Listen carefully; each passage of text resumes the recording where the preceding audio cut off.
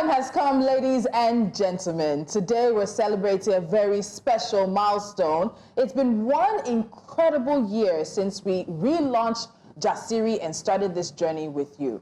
Now, over the past 12 months, Jasiri has become more than just a show. It's a platform where ideas are sparked, perspectives are shared, and meaningful conversations that challenge the status quo come to life.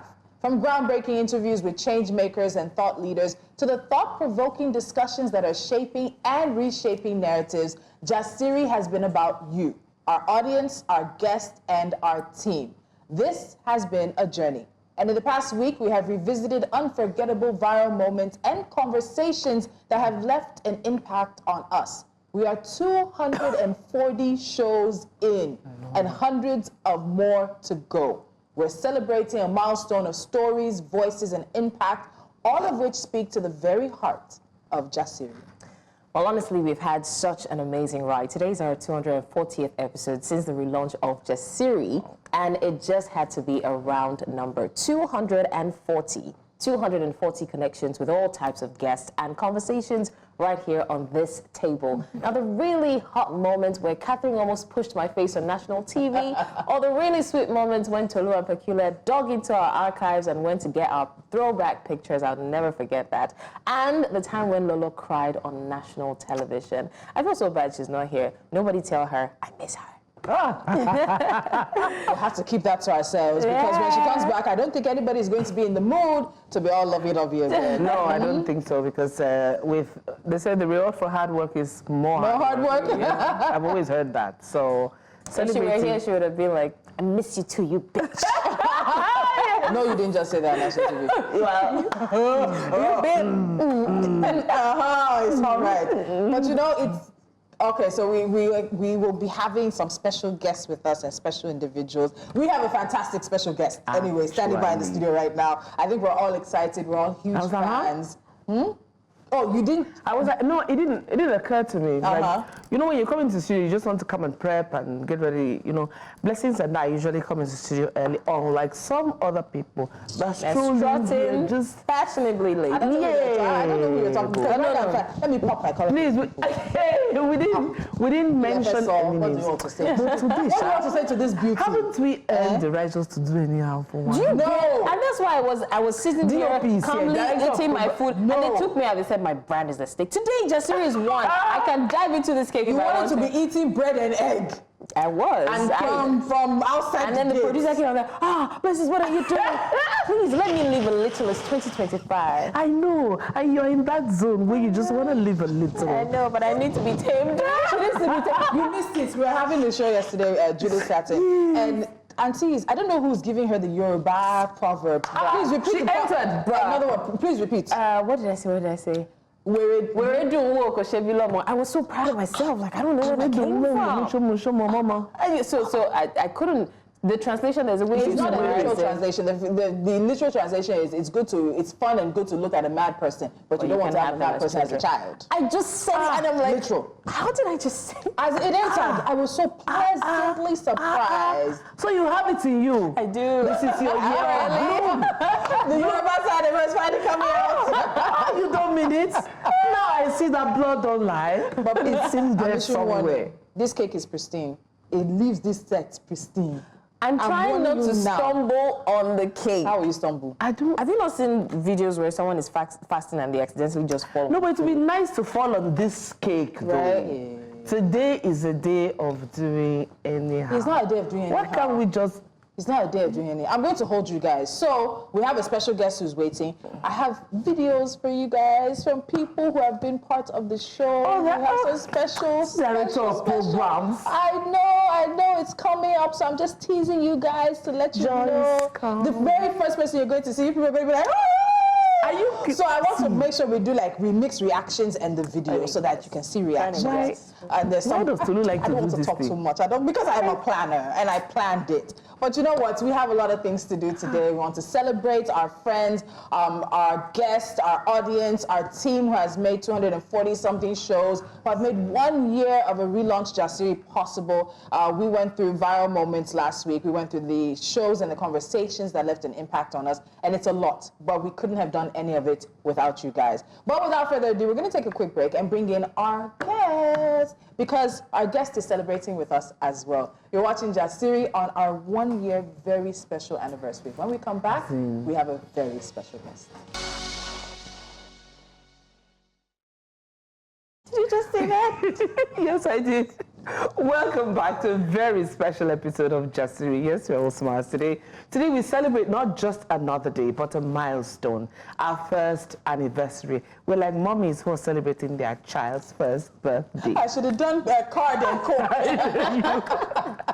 It has been an incredible journey. It's been filled with unforgettable moments, inspiring conversations, and most importantly, the unwavering support of you, our amazing audience. Words fail me. If I attempt to describe how I'm feeling today, there'll be tears. We've laughed, we've learned, and we've grown together on this table. And it's our anniversary. You know the saying, go big or what? Go home. Well, we went big. So ladies and gentlemen, prepare for an engaging and insightful conversation right now as we welcome a multifaceted global superstar who is an idol to many young girls. My daughter is one of them.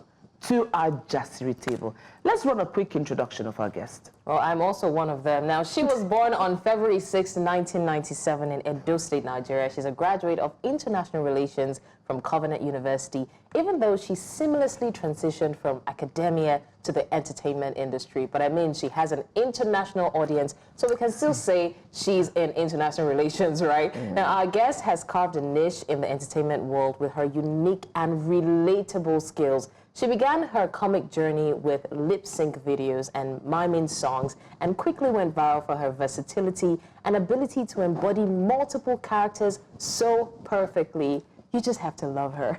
Now, beyond the laughter and comic skits, she has built a community for herself with her simplicity and candid openness about her personal life.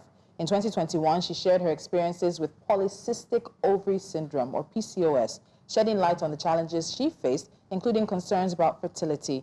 Her openness didn't stop there. She carried fans and viewers along with her vlogs as she discussed her marriage in 2021 and the journey to the birth of her child. And now, just after baby number 2, she's also providing a glimpse into her postpartum journey. Ladies and gentlemen, our guest today is the one and the only. I need a drum roll. Maraji! That was you. You're okay, right? I'm fine. That was all you. Thank you. That was Thank you. absolutely I'm such a huge fan, honestly. Thank you very much. Sometimes I go back to her page and I watch her videos on repeat as though I had not seen them before. And I'm just laughing and my brother is like, what is wrong with you? And in the stress of this Nigeria, everybody needs something that gives us an opportunity to laugh as well. But very quickly, before we get into our conversations, the fourth lady who's supposed to be on this table is She just woke up with us. from that side of the world. I don't understand. Auntie Lolo, Tomatunde, hello, Adebowale David. It's like, we'll try to see if they can wake her up again. still booting. But let's get into our conversation with Maraji. Honestly. All right. Your expressions kill me. I mean, the few I've managed to catch when my daughter is watching. My daughter puts herself in front of television and she's on you. And the other guy, like I said, so it's your expressions when I see you play different characters. So I want to ask you, how do you manage to be so funny? How do you manage to be that funny? And do you look at, because I know people who do that, they train their expressions in the mirror. Do you do that? Is this natural to you? Would you call this a calling? Yeah, I think I would call it a calling. And then I also just say I grew up in a family that people are quite funny. My father is very funny, even though he doesn't So it's inherited. Yeah, I think. So he's very funny. And then I remember when I was in uni and I would tell people like things my father would do, and they'd be like, what kind of family is that? Like, you guys are crazy. And so, like, just like impersonating my father and my mother's like personality, I found that people found it extremely funny. So, And you were used to it at the time. yeah, exactly. I grew up All with of you it. funny, or you're the only one in the I family? think everybody's funny. I think everybody's funny. My sister is very funny. My mom is very funny. My mom is very sarcastic. Very Please give us sarcastic. Mama right now. Can you channel her? I think something my mother would say is, like, imagine she buys tomatoes and pepper now and then she put it in the fridge and you check and you see that it has spoiled, like the tomato is not looking fresh, and then you take like fresh tomatoes and you want to use it to do stew. Who want chopper? Now your papa people, now you keep on for. So that means you channel your mother. Because in fact, immediately you said you should channel, there was a way you did your mouth. Like I could see that you were about to get into the. So it means you channel your mom. Yeah. So wait, you know when people write books, sometimes they'll say the characters in this book are not based on any. Yes. But apparently that's not true. It's based on your entire family. Because even just the expression, you know, my mother used to do that thing when she wanted to just hit at me. You know, and so it feels like we all grew up in the same household. We all are able in a way to relate to some of those things that come to you. So what inspires, so it's a thing to have a character, then it's a thing to have a scenario for the character. What sort of inspires the scenarios and the stories you create around the characters that are inspired by your family and I guess some friends as well? Yeah. I think I naturally like to mimic people. So even when I was really young, I liked to, when my dad is no longer around, because my dad is a custom officer and he doesn't stay with us. So he's usually at the barracks or somewhere. And so when he's gone, like the authoritarian has left. So me, I'll now be like talking like my dad when he's not around. Who put that in there? So I just like do that. My mom will just always find it so funny. So I like mimicking my dad a lot. So it's just always something that I enjoy, just mimicking people and just watching it back and seeing how crazy it looks. So they always say that women can multitask, but men, they're multitaskers and they're multitaskers. Yeah, I always look at Tolu and I wonder how she does everything. Director, chef. By the way, you love to cook as well. Yeah, I do. You guys are peas in the pod. So my question is, how do you manage all of them? I mean, you're a mom, you're a content creator, you have your own thing going, and you know you still manage to put not just smile now, you put laughter. I mean, I laugh. We started laughing the moment we saw her. Exactly. She got sort of inundated with the staff here because everybody's a huge fan. So even for the moment we saw, you just bring about this joy. Sure you do. So how do you blend everything? It's obviously not easy, but then I enjoy everything. So I enjoy everything I do, whether it's mothering my kids or cooking or filming. So I just enjoy the things I do, even though it's quite hard. But then just that feeling of the productivity of everything I did and going to bed feeling good just keeps me going, because it's like I was able to do all of this. Like today I was able to clean diaper, like pack sheets, do everything, cook jollof, make a goosey soup, film a skit. Like it just makes me feel like it's a like flex. superwoman. Yeah. But do you think women can? So there's always this conversation about the possibility of women having it all. That at the long run, it's like you're juggling all these balls, and eventually one or two balls will slip through because your hands don't have. You don't have enough hands to juggle everything. Do you think women can have it all? Or there are times where we need to know that I can't give 100% to this. Maybe for this I can give 50. Maybe for this I can give 40. What do you think? I definitely feel like I can't give 100% of myself to everybody. And I think I had this conversation with somebody special who I just met. And I was like, last year was my year to be a mother full-time. And even though I was still quite, online, my online presence was still there. But then truly I was full-time mom because I just had a baby last year. So this year I want to give it more. So I don't think I can give it all the time, but then I can do more and do less of something. So I feel like, women definitely can do one at a time or many at a time, but you can't do all at a time, especially like. So I like that you talked about last year and this year, because I noticed that last year you were really in your mother era, and I loved it for you. It's 2025, and we're in the period of New Year, New Me, New Year resolution. So maybe not rule out your New Year resolution, but what is next for Maraji? What are you planning to do? So this year I want to do more funny skits. Well, your skits are funny already. I know, but then She says more funny. The funny ones, because I think last year I did a lot of relatable content around motherhood, around like things that people are going through, and there's probably just no voice to talk about it. So I want to do just like a lot more funnier content, like for content that like. Where's my post notification? Like, you don't have to be a mother to relate to it. And I just also want to start a masterclass this year. So because I film, I do everything myself. So I film, I edit, I do everything myself. So I want to teach people who want to learn these things. A lot of young girls that would like to have these skills, and it just makes it easier for me to teach many people at the same time. So before we go, because I think Catherine's next question touches on this content creation. Exactly. But before we get into that, do you find yourself funny? Like, do you look back at your skits and you're cracking yourself and you're like, I'm funny. How did I do that? Do you find yourself funny? I find myself very funny. You find yourself, do you have a favorite skit or a favorite content you've put out? No, I don't. I've put out too many content. Too many content that even when people meet me on the road and be like, oh, do this man, do that man. Like, what man? What is your favorite personality though?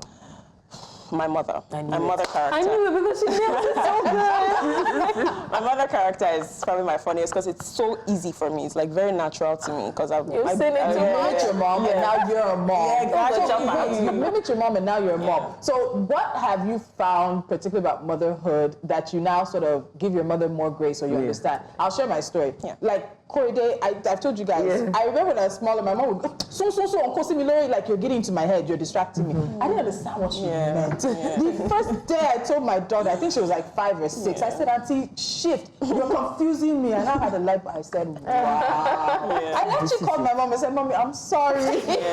I'm so sorry, I had to give her grace for the understanding. So have you had those moments? Oh, yeah, definitely. I think being a mother made me appreciate my mother a lot more because I just see her juggle so many things. Because my mother is a businesswoman and she sells jewelry, and see her go to the market, buy, come back, still ask me how was school, do my math homework with me, and all those things just makes me like, how do you do it? Like, it's so hard. And now that I'm a mother and I'm also working, like, I can't imagine how she did it for all those years.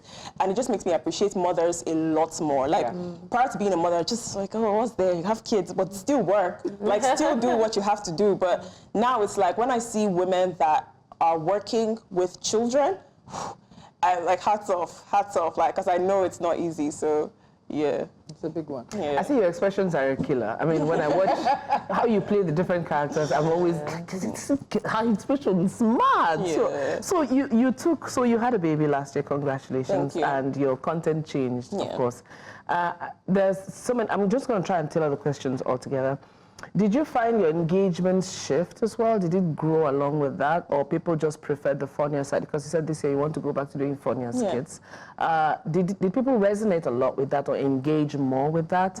And then now, of course, in that 1 year also, skit making always changes. I mean, the landscape of it in Nigeria always changes. Exactly. So I'm looking at it. You don't strike me as someone who would struggle to adapt to the direction of where the wind is blowing, where skit making is concerned, because you're such a natural. Now, I'm not saying so because you're on this table. Trust me, you are such a natural. Thank you. And your expressions, I cannot say them enough. We're watching clips of how you edit. You're shooting, man. You're editing for 3 people. Listen. Like, it's crazy. Editing, you need the patience of Job in the Bible to edit because you need to get it spot on. So back to my questions. Okay, so evolution of skit making. Did you have more engagements when you were doing a lot of pregnancy skits, like taking people along with your journey, your pregnancy journey, and then wanting to do funnier skits? Does it have anything to do with that? Yeah. So I think that prior to me doing like motherhood content and pregnancy and all those things, I didn't know where my audience would be from. Like, I didn't know the people watching. But then when I started, I realized there are a lot of women and mothers that really enjoyed my content. So most of the people I meet today are mothers, and they tell me, oh, I love your motherhood content, I love your postpartum content. Like, it just, because I feel like there are a lot of skit makers and it's all funny and jokes and stuff, but there's that space for women talking about real things that are not spoken about enough. So I feel like people really enjoy it, and I did get a lot of engagement when it comes to it. Like, at this point, I might as well just be pregnant all the time. So yeah, I think the reason why I want to do comedy is because I like to see myself in different lights. It helps me keep going at the content, because if I keep seeing myself in a specific light, I get tired, I get bored. So I want to, push that skit part of me again, so that, I get excited about it. So if there's something that I really, really respect you for, is that obviously you're not one to be pressured, right? I have followed your content back to back, and I remember at some point, other content creators who could do multiple personalities, not multiple personality disorder, they could do multiple personalities, started coming up. And I remember saying to myself, oh, I wish Maraji would put out more content this period. I was feeling pressured on your behalf. I don't know why, And then I just wanted more, and eventually I realized, I'm like, no, she's good as she is. And I saw that that period was when you even went back and, you know, went into your mother. You're like, this is my son. I don't care who's out there. Like, I'm going to do my thing. And now you want to come back out. Yeah. It's like you are defying the odds. Like, whoever is doing whatever is not your business. Yeah. When you want to is when you do it, how you want to do it. How do you do that? And let's not lie, we're in the age where almost everybody is pressured. If you're doing something and you want to rest and you see other people come, you're like, no, I'm not going to rest on my ass because I don't want them to, you know, overshadow me. And also, how do you do that? Like, you don't let yourself that balance. Be pressured. Yes, how do you just... And then do you consider yourself an influencer? Yeah, I think there are certain measures to which I influence people, but yeah, I guess everybody's an influencer in their own way, honestly, because But I think for pressure, I do not let things pressure me because I understand that there's an audience for everything, and what somebody might find entertaining in one skit maker or one content creator, they might not find entertaining another person. So I understand that I have my audience. So I like to give myself a break because I know that my work is not easy. So I do not want to get to a point where it becomes stressful. So I want to just enjoy life because I'm young. I want to enjoy life. I want to enjoy marriage. I want to enjoy my kids. And I still want to enjoy my work. And I think that because I understand my niche and I understand what I bring, I'm not pressured. So, yeah. You know your value. I understand my niche. What got me to you was the Indian singing, mimicking, and everything. And I just like, what is it? And how did she do it so well? How much do you love Indian movies?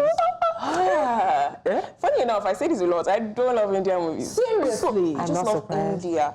Okay. So India is a country that I am very fascinated by. That was my project in uni. Like, that was what I focused on, terrorism in India and Pakistan, 1947. And I'm very fascinated by India because I think they have a very broad heritage and culture. There's a lot that goes into their independence and getting it. And so it just excites me to... Because I was going to ask you what's your favorite Indian film, but now it's not about the movie. It's not about Bollywood. It's not about Bollywood. I'm a K-drama girl. Korean drama. Have you watched When the Phone Rings? Yeah. Oh, my sister! Please, after people have stressed me all day, I go to my K-drama. All right, Maraji, we're going to take a break in a bit, but before we take a break, our fourth lady is finally with us. If she's not with us this time, I won't be so upset. Omotunde, a.k.a. Lolo, one of Africa. You just woke up. You can't deny yourself. You just woke up. Lolo, how are you not here today? Hey. What kind of flash in the pan is? I don't understand. Flash in the pan. There was like there's a laugh, and I was we can't hear you. Please, let's hear Lolo. Lolo, unmute yourself. You're talking to yourself. She said, hey. You're still talking to yourself. How do I unmute? Okay, we're going to take a quick time out to work this out because we definitely want to hear from Lola. Then we have a lot more conversation to have with Maraji as well. She's spoken about her PCOS journey in terms of having her two kids under 2. Yeah. I don't envy you. And of course, she's also relocated. So we'll look a little bit at the cultural aspect of what's happening in her life now. This is Life in the Spotlight with global content creator Maraji. We'll be right back on the day that Jasiri celebrates 1 year. Stay with us.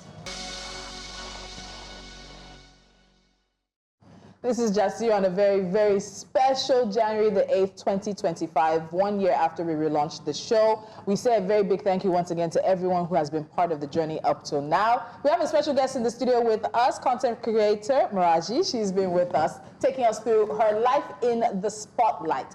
But we also have somebody else we want to quickly put in the spotlight. I'm trying. They said third time is a charm, right? Lolo, please, is this the charm? Oh, it's the charm. I'm hoping this is the charm. It's the charm. We miss you. I can't believe you're not here as we're celebrating our 1 year anniversary. How? I am sorry that I'm away at this Stop. Stop it. No, please. the moment, and the network is crazy. I'm in a resort down, but I want you guys to know that my heart is with you. Happy anniversary to us on Jasiri, and I'm hoping that we have many fabulous times together. Yes, so leave it at that because this resort you're resorting is resulting into networking.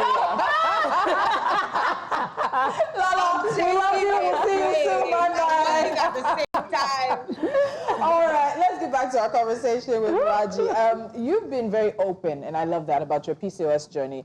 We've spoken about PCOS a number of times. We had Stephanie Coker one time, and also we've had a doctor on it. And some local studies have reported rates of between 13.8 to 18.1% among study populations of women in the reproductive age in Nigeria. Yet we still don't talk enough about it. Yet a lot of women still struggle to get a diagnosis. They struggle to get treatment. What motivated you to share that very, very personal journey? And how was it received by your audience? So this is a funny story. I remember when I was in uni, I've said this many times, and I found out that I had PCOS. I didn't know at the time because I thought my period just wasn't coming, and I was like, oh, thank God, because I have exams. And I remember wanting to talk about it. My mom was like, no, don't talk about it. So, don't say some men now, they don't go like woman, we get fertility issues. So it was just, I didn't want to talk about it at the time. So I can't say I was very like forthcoming with it. Because if I'm being honest, I only spoke about it when I was pregnant. And so it was just something I didn't want to talk about. But then when I found out that, you know, I got pregnant, I was like, oh, okay, I can talk about it now so that it's not look like when, you know, people want to talk about me, they talk about my infertility issues and PCOS. So I felt a bit more comfortable talking about it because I knew that there will be people out there who learn a thing or two. And I feel like a lot of women have texted me and said, oh, some things I said helped them, and they're so grateful that I spoke about it. So, yeah, I'm happy I did speak about it, but I don't think I was the most confident talking about it. It's fine, because I think every journey, like any journey is personal in the long run. And that's a very intimate journey, because I know a number of people who do have it, between the tests, how invasive they can be, how persistent it can be, and just how much doubt you feel like your own body is turning against you. I was recently reading about a young woman who, I think she's about 28, she's had to do a complete hysterectomy. She's had to have everything removed because of the damage that PCOS has done to her internal organs and things. And I think it's a really important point that we continue to shine a spotlight on it, because there are women who simply cannot function because of it, because of the days of their period. And thank you for speaking out. Whenever you chose to speak out, the fact that you still spoke out is still something very important. So staying on kids, pregnancy, kids, and raising kids. You're a mother of 2.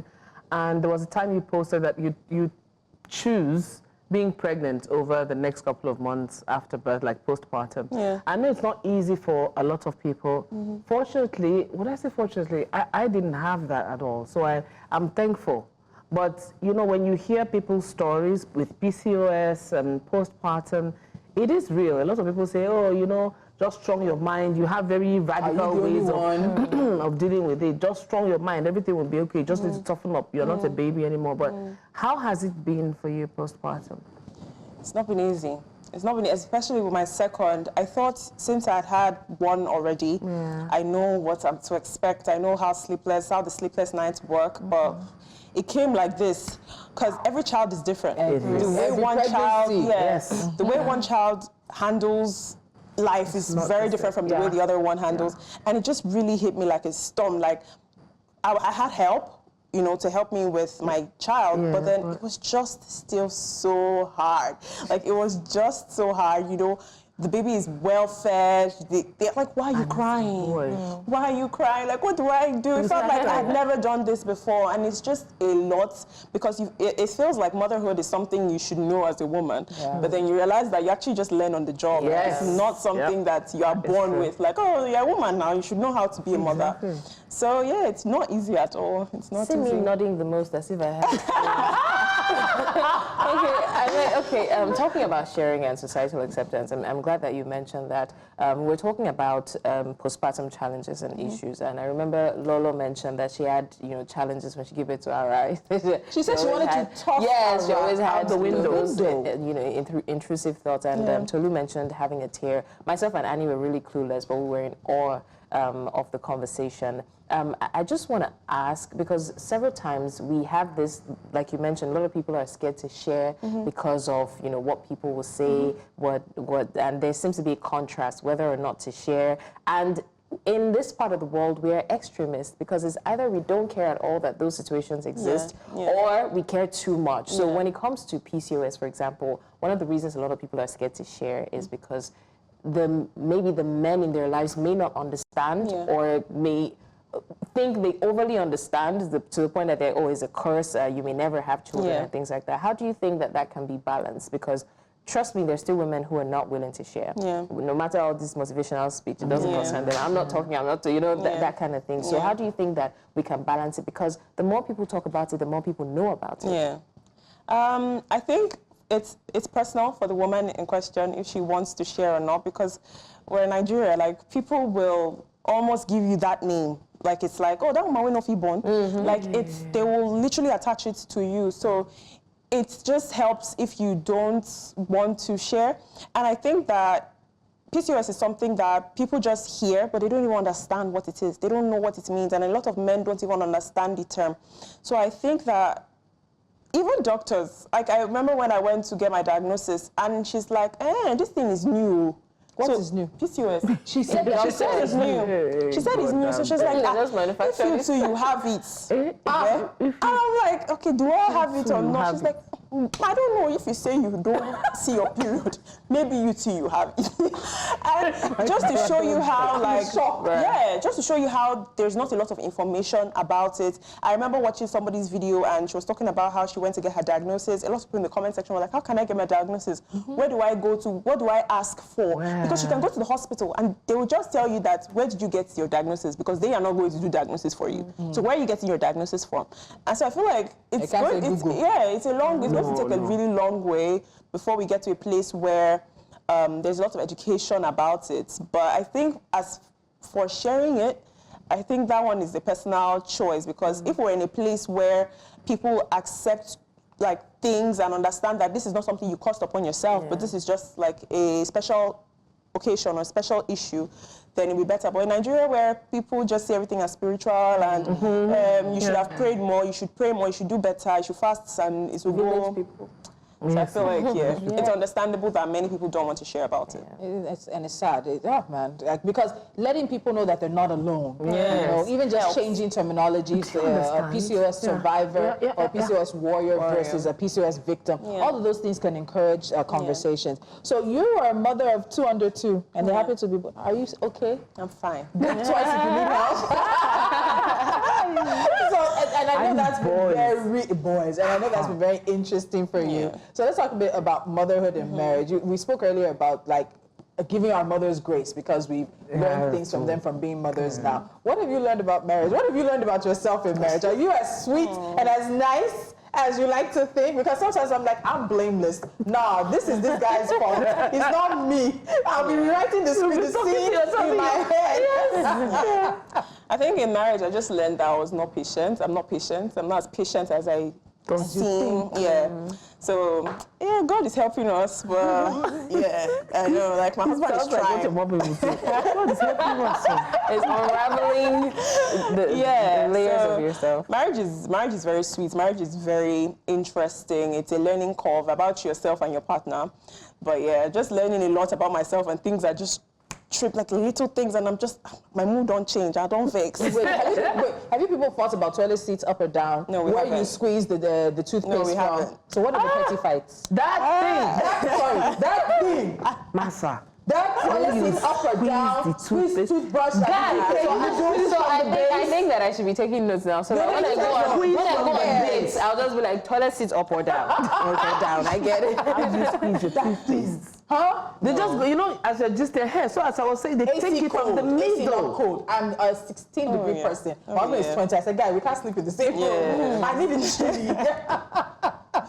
So the things with marriage and family and children, I know that sometimes it translates into work as well, because some inadvertently or inevitably you find yourself leaning in a certain direction, or your content is taking a different turn. So I would ask you, has motherhood, marriage, has it changed your content creation, if at all? Oh yeah, it has, because I'm learning a lot more. I think before I got married, I was only panning towards what I knew. So if I'm making relatable content, because I can relate myself. So now that I'm a mother and I'm a wife, I can make content for wives and mothers as well. So because it has definitely changed a little bit of how my content is and who it pans to. So it also helps me gather a lot more audience and experience, because now I can talk to wives, I can talk to mothers. So You haven't reached the one where they say, how many years you don't marry? You don't date? Who do you think you are? Because you are married 2 years. I'm not giving anybody advice, so because No, but even 1 year. I used to feel that way at a certain point about how long have they been married that they want to, set up green lights and we doing marriage counseling. They say this is what we do to make it work. But let me say, even 1 year in marriage is like 5 years of on-the-job experience. The person you're dating is not the person you marry. No, man. Let's not talk. So can we now ask the question we've been wanting to ask? Which is what? And honestly, it's giving me heart palpitation because I've been hearing the little birdies in town have told me that more people are choosing the side that I'm not. Anyway, let me ask the question. Maraji, please don't fold my hand. You have relocated. Nigerian jollof or Ghanaian jollof? is this even a question? Her husband is here. So you're facing your husband, you're facing your country people. She had Biased, stand by your truth. Nigerian jollof all the way.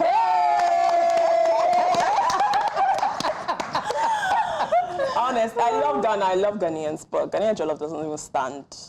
Close to. Doesn't stand. But the funny thing is I haven't tried Ghanaian jollof. And, was it Aresta that was giving reasons why she prefers Ghana jollof? We had a guest on this table one day who told us that they preferred Ghanaian jollof. Yes. Someone said we should push him off the set. I swear, and it was a guy. It was a guy. It was a guy. Because he can't. So maybe I should play the devil's maybe I'm going to try it one. I'll play the devil's advocate. I'll be open-minded because before now I don't even want to see it. But I think I want to see it and just make it. But it all depends on who cooks it, though. Okay. Yeah. So you can have like really bad Nigerian jollof and really good Nigerian jollof. So, but I have tasted really good Nigerian jollof. My mom has gone to burials and parties, and she always brings food for us, even in Lilo. And those jollof. And then you feel guilty. You know what? So good. Makes me know that this sort of like we're all not lying. Is when you see foreigners try, especially like white people from, even though the pepper is probably killing them and they're turning red, it feels like they're having a heavenly experience. Their taste buds open. They're like, what is this? Why has this been all my life? You see this thing you said about burial food? I remember the day my mother brought burial jollof, and my brother was eating. My mom was like, she just came out from a burial. I remember that, who died?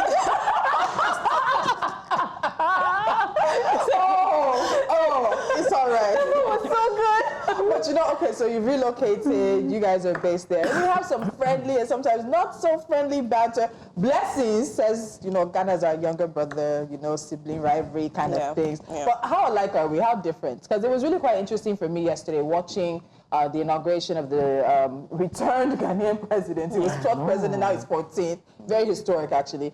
John Mahama, and he spoke about the relationship with Nigeria, and then we now had our president speak. Yeah. It's very rare for you to see another president speak at the inauguration of another president. Yeah. So it really sort of seemed like, okay, we're really going to work to foster this relationship between Nigeria and Ghana. But how alike are we? How different are we?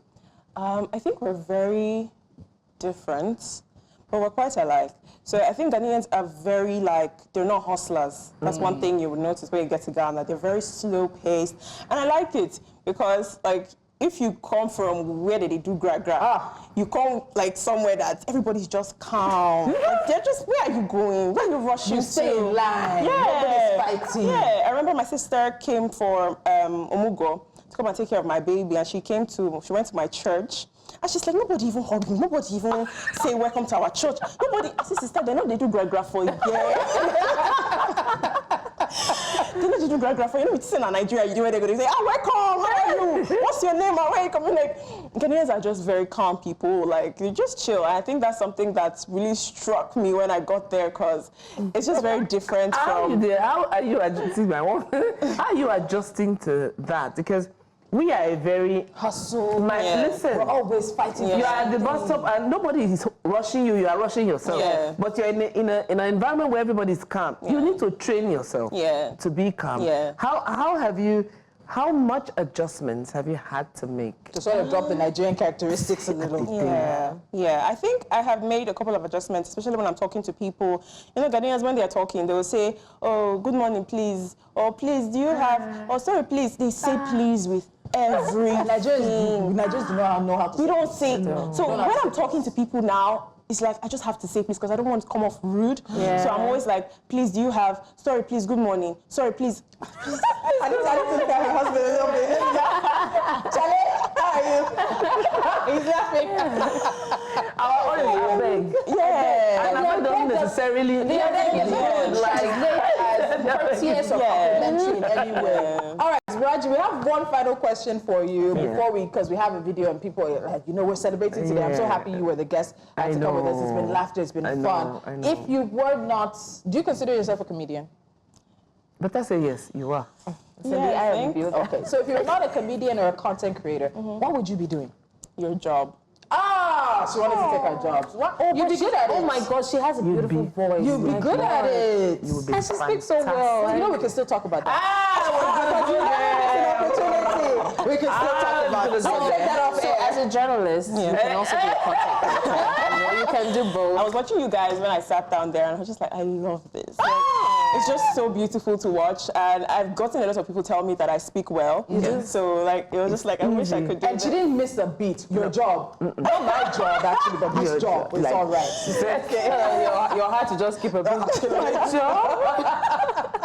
All right, so we're going to put a pause on it. You're still owing us a birthday song, but that comes up in a moment. And as we told you guys earlier, Jasiri is one today. So we said we go big and we go home. Yeah, we didn't go home, obviously. We went big. We want to thank our very own Olu Modi for making it happen. She's been one of our co-hosts here on Jasiri as well. She's here waiting for the cake.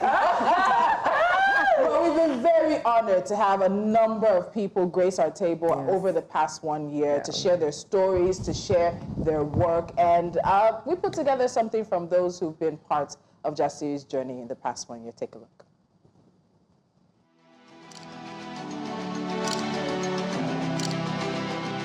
They say a journey of 1,000 miles begins with one step. And 1 year ago, that step began when we launched the new and bold Jasiri on News Central TV. Jasiri is one! Pew, pew, pew, pew, pew, pew, pew.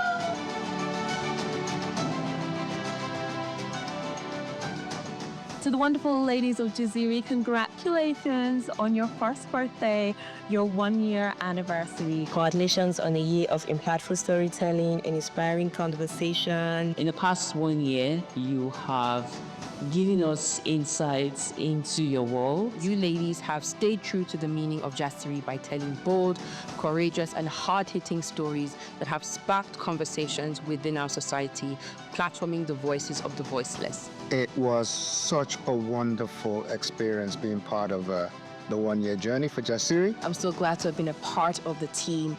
And I tell you, bringing these conversations day in, day out, Monday to Friday is no small joke. And speaking as someone who has been there, I know exactly where the minds and the hearts of these ladies are. And I remember my time being on the show. I remember the outfit I wore. I remember the reception I got from all the ladies. You people are iconic. You are amazing. And I cannot wait to see what you do in 2025. Make me a co-host on that show for at least 1 week in 2025. What are you talking about? I have been opportuned to be on your show to share part of my work, and I know that the Jasiri program is one program that has really, really made a lot of impact in the media fora. You complement each other well. For someone like me coming on the TV, on your program for the first time, you made me feel at home. You guys have done some incredible work and some groundbreaking television over the past 12 months. It was so much fun being on the show with you. It's just been a great ride watching you all, and I just want to wish you the best here. The reward for good work is more work. From the producers to the anchors to directors, you guys are doing an amazing work, and here is to many more years of success and influences. Happy anniversary. I wish to present us and everybody, the whole team, happy anniversary. For your second year, Tekka wishes you more access, more boldness, more courage, many more opportunities to collaborate and partner, and more awards. We truly wish you a successful and stronger second year of operations. Congratulations, Jasiri and the team. And I wish you many more successful years, and I'm looking forward to my next invite. Congratulations, Team Jasiri. In just 1 year, you have created remarkable conversations that resonate with our audience. We believed in you, and you have never let us down for one moment. Special congratulations are also in order for getting an award in your very first year. With Jasiri, we can proudly and boldly say that News Central has created a platform where diverse narratives can flourish, encouraging dialogue and understanding. As we look forward to another year, I know that together we can inspire change and foster an environment where women are not just participants, but leaders in every sphere of life. Thank you for boldly, bravely, and courageously taking on a variety of conversations, for shining spotlight on discussions that often get swept under the carpet. Happy 1-year anniversary. Ladies, stay bold, stay brave. Continue to be the Jasiri lady that we love. Thank you very much. Okay. Tolu did not just shed it here. It's a waterfall, right? Man, I can't even. Wow. Why are you on me? I can't talk right now. I don't know. I think because we work, we do this Monday to Friday, and we forget how much work we put in here. Yeah. Catherine. Hi. I think we forget.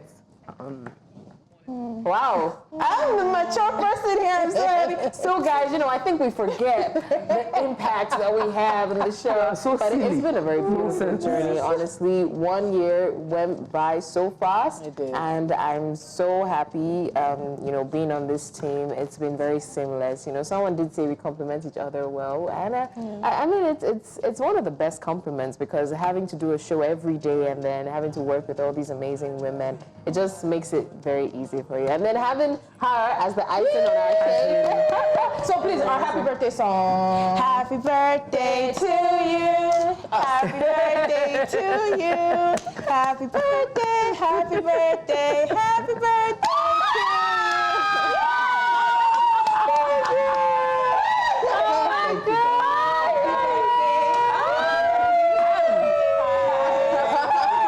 you. Oh, wow. I pulled out the stars for my ladies today. All right, so you have to close before you get waterfalls. You have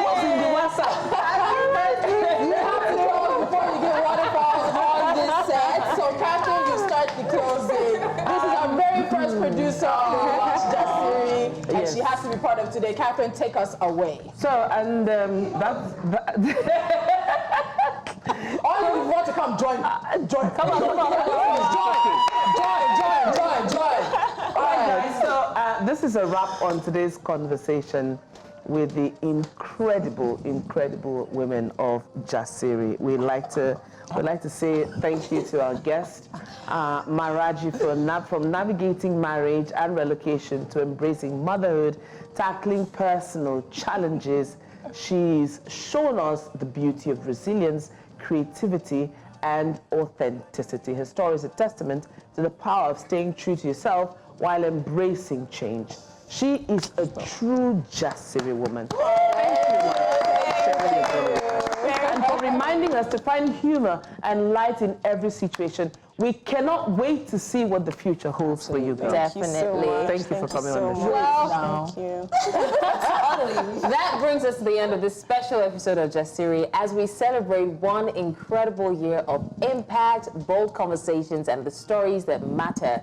Over the past year, we've proven that fearless dialogue has the power to inspire, to bridge divides, and amplify the voices that need to be heard. To our guests who have shared their expertise, their experiences, and the courage so generously, thank you so much. To our audience who has engaged with us, challenged us, and stood with us every step of the way, you are the heart of Jasiri. And as we step into the future, our commitment remains the same, to continue being a platform for fearless conversations that spark action, empower communities, and drive progress. The journey is far from over, and we're so excited to keep building this space with you. Here's to deeper conversations, more milestones, more awards, and more laughter in the year ahead. Here's to the next chapter of Jasiri. From all of us here, cheers!